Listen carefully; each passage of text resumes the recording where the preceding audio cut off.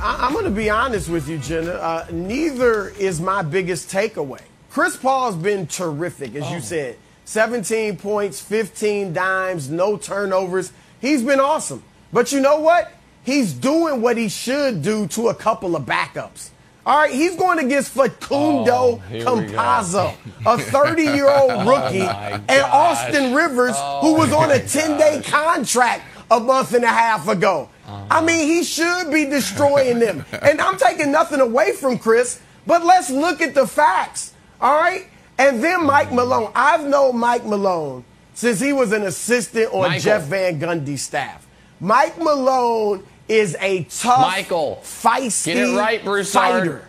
All right? He's going to get mad at you. He can get mad. I've played ball with Mike. All right? I love Mike. All right? When he goes at his team, he is disgusted. You saw him on that tape. He looked calm. I mean, his words were fierce, but he looked calm. Believe me, he is disgusted with what he is seeing from his team. And he knows, look, we may be overmatched, but we got to get out there and fight. There's no excuse for us not to show up. My biggest takeaway, though, I'm not surprised that Mike said that. He should. That's good coaching to me. Call him out. All right?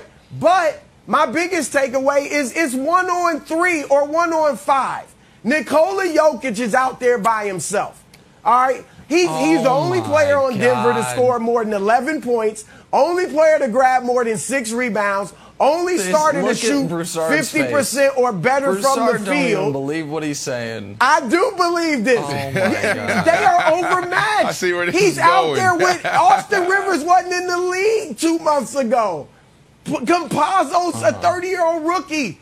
Michael Porter, his wingman, his second guy, Michael Porter Jr., is 22 years old, starting for the first time in the playoffs.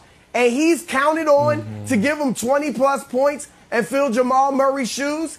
There's levels to this, Nick, and you're seeing it. The deeper you go, the more people get exposed. Porter Jr. is a future star, but he ain't ready right now. Yeah. But you know who is ready? Evidently, DeAndre Ayton, who has all the playoff experience of the first round of these playoffs. And that's it. He's a third guy. Wait a minute. There's no pressure on him. And he is playing, your MVP damn near to a draw. So we can talk about Campazzo and Austin Rivers. Yes. Stop it. Okay, well, DeAndre Ayton is giving 18 and 10 on 62%.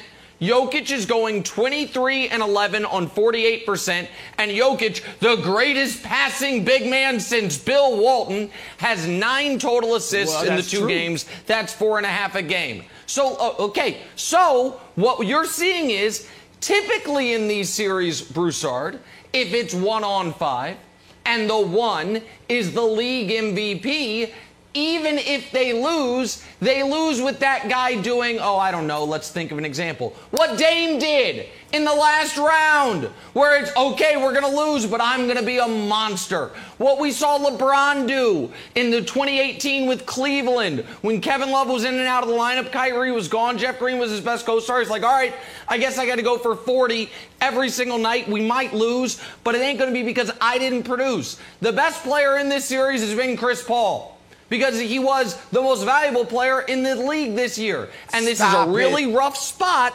for it. It's a rough spot, but wild. You know what I didn't hear from Michael Malone? You know what I didn't hear? The confidence of a coach who thinks he has the league's best player. Because if you actually think your guy is the MVP of the league, the best player in the league this year, you know what you say? Listen, our effort was terrible tonight. Nobody played well, but we're going home. We've got the best guy in the whole league. In fact, he's about to get an award that cements that. So I trust that he is going to be able to rally our guys, rally our team, and when we come back to Phoenix, it's 2-2. Instead, Michael Malone's like, well, might get swept. I don't know what to tell you. I don't know. I mean, nobody, the only guy he said good things about was Will Barton. That's Mike Malone, Nicola's coach. So he can wear that T-shirt all he wants. But I am actually listening to his words. He doesn't seem to think he has the best player in the league. He doesn't seem to think he has the best player in the series, because he doesn't. Wow. Okay. That was not my takeaway. My takeaway was that Michael Malone, was just trying to go for the nuclear option. He's like, all right, we're totally outgunned here. Our best player is the MVP. He's out there, but he's not doing enough, according to Nick. I think he's doing plenty. Our second best player is on crutches and was shooting threes. Was warming up. It's nice to see him, but he's not going to play. And Michael Porter Jr. had like back tightness, which was like a little like side note, but seemed to really hamper his game. They don't got it. And just like the Lakers didn't have enough, if you don't have your full contingent of guys, you can't beat a balanced team like the Suns. And granted, Brandon, it's always bad when the opposing fans start doing the wave while you're still playing the game. So shout out to the Suns. They were sort of running away and having fun. So the question I have for you is this, Brandon. If you were in that locker room, would Michael Malone's pretty harsh ripping of their effort work? Is this going to work at all? What do you think? Absolutely.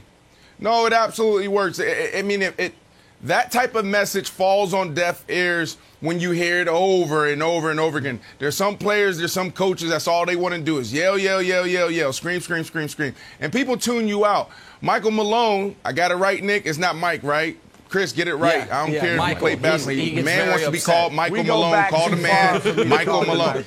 Call the man Michael Malone.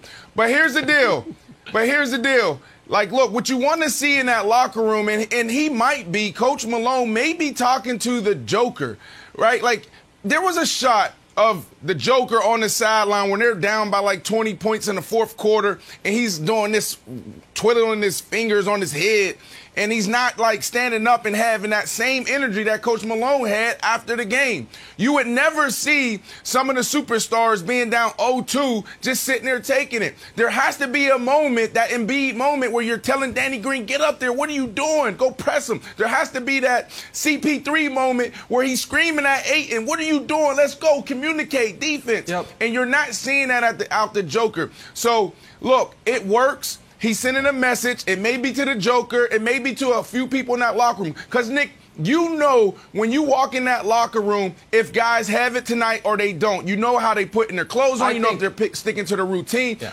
You know when you walk in there. And there's certain things that you can control. You may not be able to control falling down 0-2 to a better team, but you can control your effort. You can control diving on the ground and getting the ball. You can control that. You can control rebounding. And I think he was specifically actually talking to Michael Porter Jr. And I know we're short on time. Just real quick for Broussard. We only have like 30 seconds, Broussard. Is it too late for you to change your MVP vote? Can you do that? Or is it not allowed now? I don't know. Look, Nick, I know you need a W. With the Lakers out, with the Bucks on their way out, I know you need a win. But this ain't it, brother. That series isn't over. Thanks for watching. Subscribe here to get the latest from the show. Also, be sure to check out more of the best clips from First Things First, or go watch a few segments from our other shows on FS1.